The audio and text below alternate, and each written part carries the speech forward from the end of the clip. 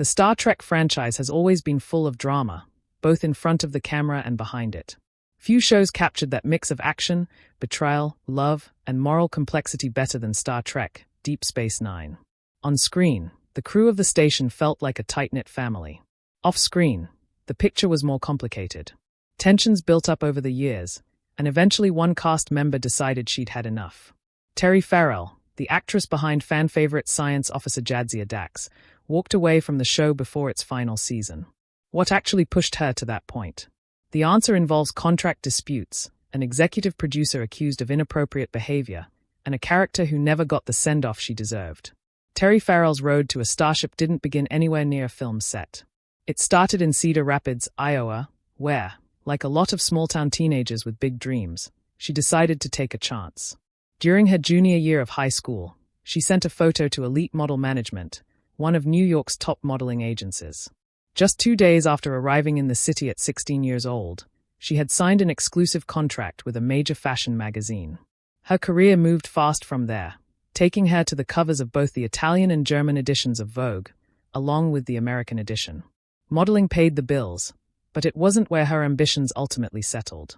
After about a year and a half in the industry, Farrell started studying acting seriously, and her focus shifted away from the runway. Her earliest roles reflected that transition, a small part playing a model in the film Paper Dolls, and a supporting role in the 1986 Rodney Dangerfield comedy Back to School, which marked her film debut. She kept building experience with guest spots on shows like The Twilight Zone, Quantum Leap, and The Cosby Show. By the early 1990s, Farrell was looking for roles with more depth. In 1992, she landed the lead in the American adaptation of the British sci-fi comedy Red Dwarf, playing the character Cat. Unfortunately, the pilot never made it to air. That disappointment didn't last long, though, because soon after, she was cast in the role that would come to define her career, Jadzia Dax on Star Trek: Deep Space Nine. Jadzia Dax was the station's Starfleet science officer, and far more than just a striking presence on screen. She was a trill, a species whose members host long-lived symbiotic life forms called symbionts. Through her symbiont, Jadzia carried the memories and experiences of 7 previous hosts, giving the character centuries of accumulated wisdom packed into a young woman's body. Farrell played her with a blend of calm authority, playful humor, and an undercurrent of mystery, and audiences responded immediately. Across 6 seasons, Jadzia became one of the anchors of a series widely regarded as one of the most mature and boldest entries in the entire Star Trek franchise. Farrell joined the production after it had already begun. She was the last of the main cast brought on board, walking into a set that was already running at full speed. By her own account, the experience was overwhelming at first. The size of the operations set alone was intimidating, and she remembers feeling wide-eyed and nervous even as she was excited about the opportunity. The makeup process added to the challenge. Jadzia was originally designed with a forehead prosthetic, but it didn't work visually, so legendary Star Trek makeup artist Michael Westmore made a late change, removing the prosthetic and introducing the spotted pattern along the neck and hairline that became iconic to the character. That shift meant some early scenes had to be reshot, a crash course in the demands of franchise television. Once things settled, Farrell found her footing. What drew her to Jadzia, she has said, was the character's stillness and inner confidence, qualities she didn't necessarily feel in her own life at the time. Playing Dax gave her a kind of emotional anchor, a sense of stability she was still developing personally. That energy showed up on screen. Amid DS9's often dark and philosophically heavy storylines, Jadzia brought optimism, curiosity, and a flirtatious sense of humor that never felt forced. Her chemistry with Captain Benjamin Sisko, played by Avery Brooks, became one of the emotional cores of the series, even though Brooks reportedly told her privately that she was too open, an openness that, ironically, was central to what made the character work. Behind that on-screen chemistry, though, tension was building. As the series moved toward its later seasons, creative disagreements and behind-the-scenes conflicts, particularly involving executive producer Rick Berman, began to overshadow the experience for Farrell. When contract negotiations for the 7th and final season began, they quickly turned contentious. Farrell hoped for some flexibility, wanting to scale back her workload slightly so she could pursue other projects.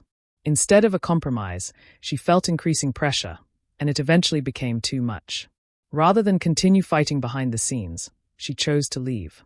Her exit shocked fans, and the studio's response was decisive, Jadzia was killed off at the end of Season 6, with the symbiont surviving into a new host.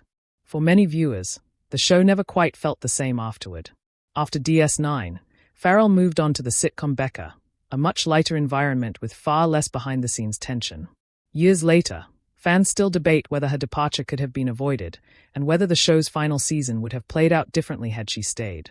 Whatever the answer, Jadzia Dax remains one of the most fondly remembered characters in Star Trek history. Farrell's personal life has had its own share of twists. In 2002, she married actor Brian Baker, known for a long-running series of Sprint television commercials. The couple had a son named Max together, but after more than a decade of marriage, they divorced quietly in 2015. In a turn that felt tailor-made for Star Trek fandom, Farrell later found love within the franchise itself. She got engaged to Adam Nimoy, son of Leonard Nimoy, the actor who originated the role of Spock.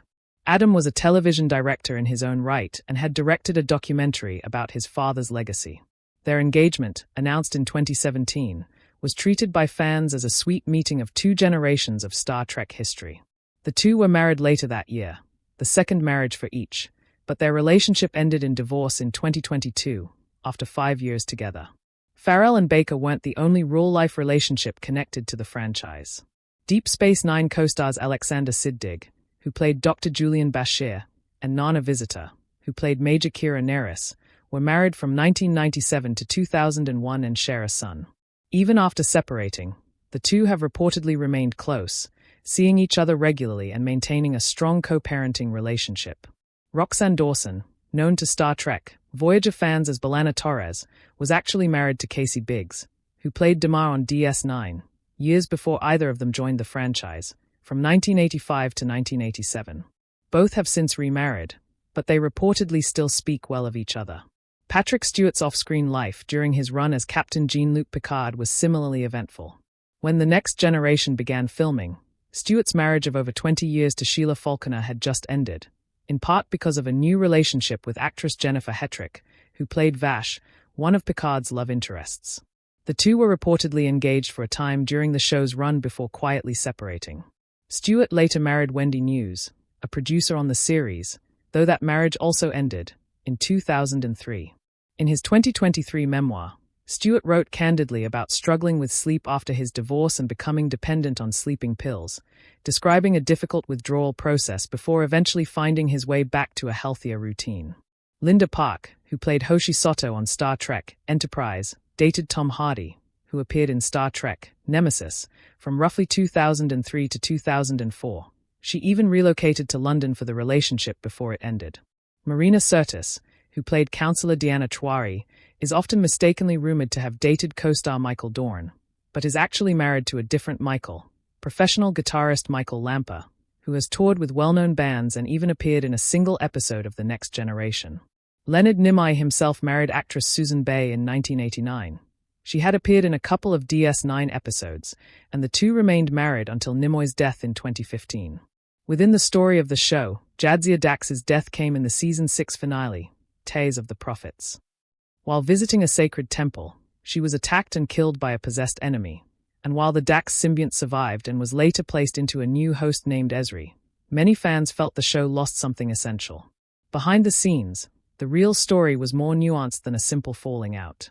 According to Farrell, she never intended to leave the show entirely. She simply wanted a lighter schedule. After 6 years of demanding filming hours, she asked to appear in only about half of the final season's episodes so she could pursue other opportunities. The studio, and particularly executive producer Rick Berman, reportedly refused any middle ground, telling her it was all 26 episodes or none at all. Farrell later spoke publicly about difficulties with Berman, describing him in the book The 50-Year Mission as having made inappropriate comments about her body during negotiations. She has said the pressure was intense, especially in the earlier years, and that she wasn't trying to walk away. She was trying to have a conversation. According to her account, Berman characterized her request as an aggressive negotiating tactic and wouldn't budge, and the pressure escalated to the point where she recalled being contacted right before filming scenes to ask whether she had signed a new contract yet. Berman, for his part, has said he wasn't aware of how much tension there was, and has denied having the authority to fire her outright, saying the ultimate decision came from the studio rather than from him personally.